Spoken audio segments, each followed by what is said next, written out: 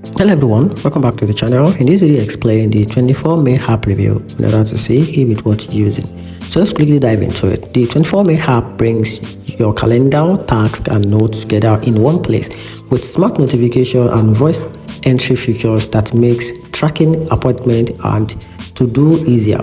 It's especially helpful if your schedule is packed and you like one app to act like a personal assistant. However, many users report issues like syncing bugs, limited support for non-Apple platform, and the premium features locked behind subscription.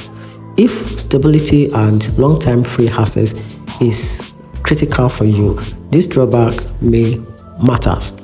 Overall, 24 is worth trying if you're looking for a unified planner tools and don't mind paying for premium features.